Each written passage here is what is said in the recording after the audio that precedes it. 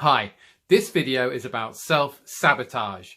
What it is, how to recognize it, what to do about it, and how to stop it ruining your life.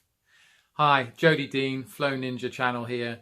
And yeah, I've so much to say about this because I have done so much self-sabotage in my life and realize how much of a chain around my neck it is, and for other people too.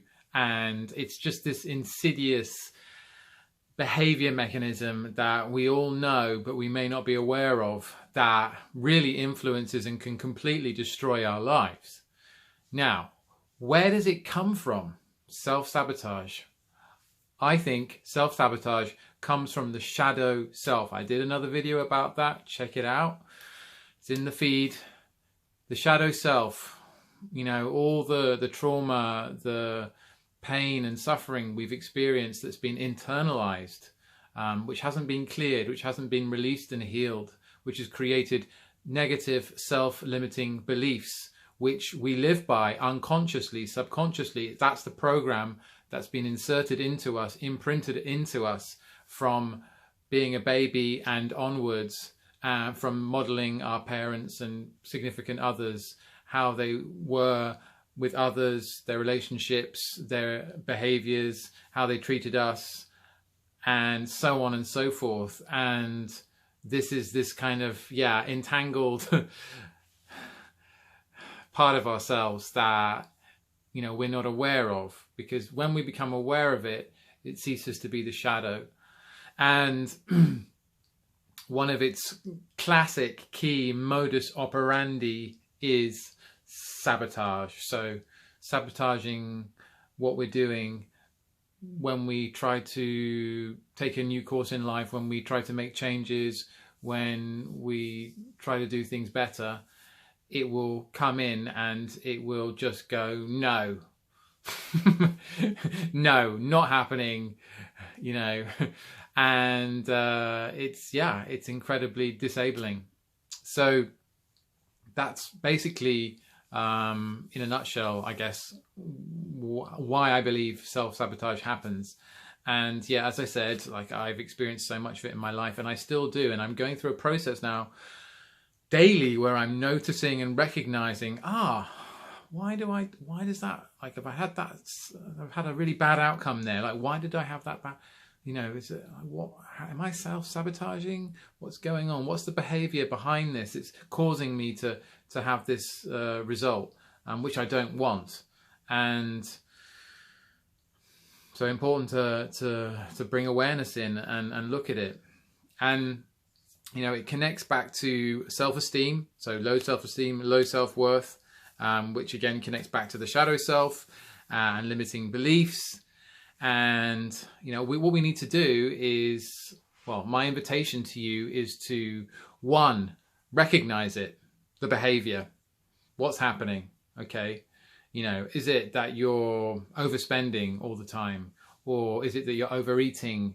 Or is it that you can't help but say the wrong things to people at the wrong moment, you know, these kind of things. It could be so many different things, you know. And then, you know, evaluate, okay, this is what I'm doing, right? So I notice it, I look what I'm doing, like, what is the pattern here? Where is this coming from? You know, is there a belief behind this that's causing me to keep on tripping up with this and do the same negative actions, you know, make the same behavior that's kind of on autopilot and I'm not even realizing it. And then things aren't working out for me. And then thirdly, you know, change it, address it and make a change. So clear out whatever it is, the belief, the negative belief, address the emotional issue, the root cause of it, and let it go. Release what you need to release. You know, maybe you need to forgive yourself, someone else. Heal something, let it go, you know, do a visualization, do an exercise, a meditation, seek help about it. And, you know, this obviously relates into addiction as well. But yeah, it's finding a resolution, a solution that will resolve this self-sabotage behavior and put you on the right track where you're no longer burdened by this belief and activity and behavior that goes with it. So yeah, that's kind of like the 3-step process that I see as working and has been working and is working for me and others. And yeah, so another important point is that the hardest thing is to see it. Okay, that is the hardest thing, to actually see it, because when we start seeing it, that's like, you know, hitting the tip of the iceberg and going, oh, okay, there's this, I'm doing this and it's not working out for me, and I can keep doing it even though I know otherwise, and I've told people to do otherwise, yet I seem to be doing this. So it's like having some courage to really look and inquire and see, oh, why is this happening? This is wrong, you know, this is not working for me, and I'm consistently doing it. It's like a pattern. And then, you know, go forward with that and inquire. Classic example for me in my life that, you know, stands out a mile is smoking the marijuana. Yeah, I got into that big time when I was 16. And it completely messed up my life. I was going to a sixth form college. I was doing A-levels, but smoking the marijuana just got me so disinterested so quickly. And I basically just kind of checked out, and I still went to classes but you know, my mind was elsewhere, and in the end I really quite badly flunked my A-levels, and it was completely avoidable, just that I was stuck in this self-sabotaging rut of just going for the marijuana all the time, and other things. And you know, I found it really hard to get up in the mornings, you know, just being stoned every day, you know, getting more stoned in the evening, and just unable to focus and concentrate and get on with the stuff and do the stuff that I wanted to do. So obviously it was a kind of pain relief. You know, I was starting to come to sort of the edges of my kind of shadow self and see, you know, like I'm not comfortable in my skin. I don't feel safe. And also like coming of age as well, 16, 17, 18. There's a variety of things, and lack of self-confidence, lack of self-worth, and just having to start to fend for myself. And, you know, marijuana, smoking that was a way out. It was a way out to check out, dissociate, and just, you know. It also, you know, there was, you know, the sort of positives, you know, of like some sort of kinship and vibes with other friends who were doing the same thing, was kind of in the same tribe. You know, there was that sort of identity thing. But did it get me anywhere? Did it? Hell, it did not get me anywhere. And it was really self-sabotaging. I didn't realize at the time, otherwise I would have changed. I thought it was cool. But yeah, looking back, like where it led me, it didn't lead me to very good places. And I had to let go of it eventually, through certain things in my life that happened. I was just reading a quote about self-sabotage that actually really rings true, which is self-sabotage is like a hammer coming down on us, which finally makes us see and brings us from our head into our hearts. And I actually really resonate with that, because in that particular situation, I did have a hammer come down on me quite severely, and forced me to really look at myself and change my ways, which I did to some extent. And then I had another hammer a bigger hammer come in my 20s, which maybe I'll go into in another video.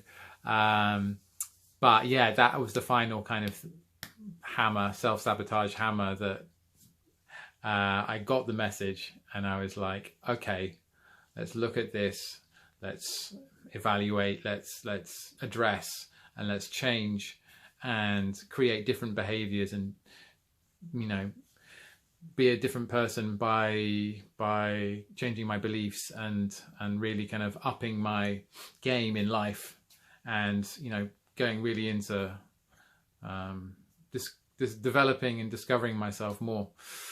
So that was it. Basically I got in trouble with the law. So that was when I was 18. I got in trouble with the law, and it was a hammer. And that was like a key moment, and that helped me shift. But it could, that's like an outside influence that can come in and show you the self-sabotage. You may not be so lucky.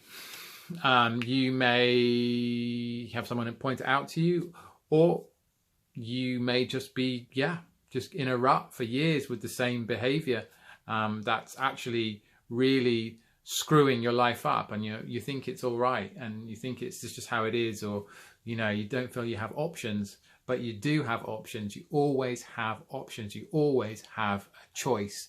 That's so important to understand. Really, believe me, you always have a choice. And even though it may not seem like you have a choice, you may be in despair, you may be depressed, you may just really be unfulfilled in your life. You have choices in every moment. And part of the power really that I reclaimed for myself was to realize, actually, I have all these choices and I'm making choices all the time. It's just like my choice making has been on autopilot, and it's time for me to stop and inquire and look and see what's holding me back, see what my negative behaviors are doing to me, and no wonder I'm messing up in these areas in my life. No wonder I'm screwing up financially, or I'm my love life's just gone to pot, because I've got these self-sabotaging behaviors and it's not working. So I need to address what's the core, what's the belief, what happened in my early years that made me take this approach to life and this attitude, and is it serving me anymore? And more than likely it isn't. So yeah, that's a kind of a roundabout way of saying how you might want to address these like self-sabotaging behaviors. So yeah, one thing you can do obviously is inquiry. So you can go very deep with that and then just inquire, what is this? Why is this? Is this part of who I am? Otherwise, who am I if I'm not that? Really go in with the questions, digging. Really, close your eyes and just kind of like take some deep breaths and just really go into it and feel and give space to noticing, observing what this is, witnessing what it is, and then start kind of taking it apart and going, what are you? Why are you here? Why am I doing this? Why am I, whatever that negative pattern is, belief. So, and then bringing awareness. So, you're bringing awareness by homing in on it, zeroing in on it. You're inquiring, you're questioning it. Okay, what are you? What's behind you? Why are you here? Why am I doing this to myself consistently?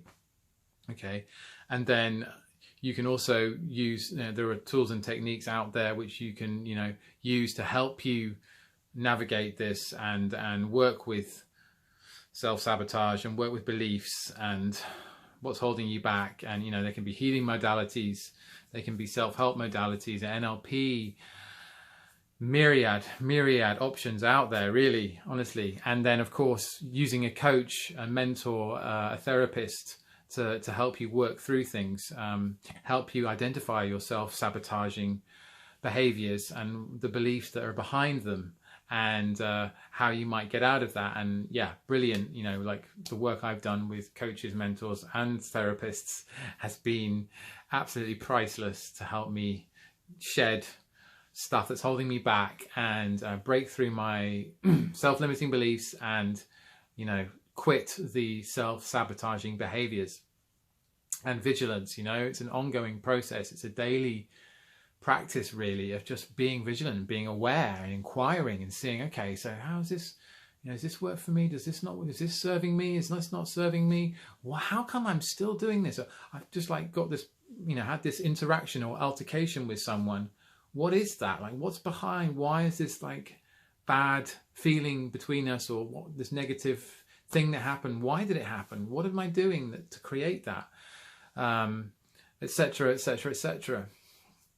So yeah, it's really, having courage and having like vigilance as well to just continue and go for it, and believe in yourself, and that you're worth it. You're worth it to have the life that you desire, the happiness and the fulfillment that you desire. You're worth it. You are. And it's about how, believing that and understanding who you are, and that you deserve this. And I'll make another video about that, because that's a whole Pandora's box, understanding who you are, and understanding you are so much more than this little body, with these thoughts. You are so much more.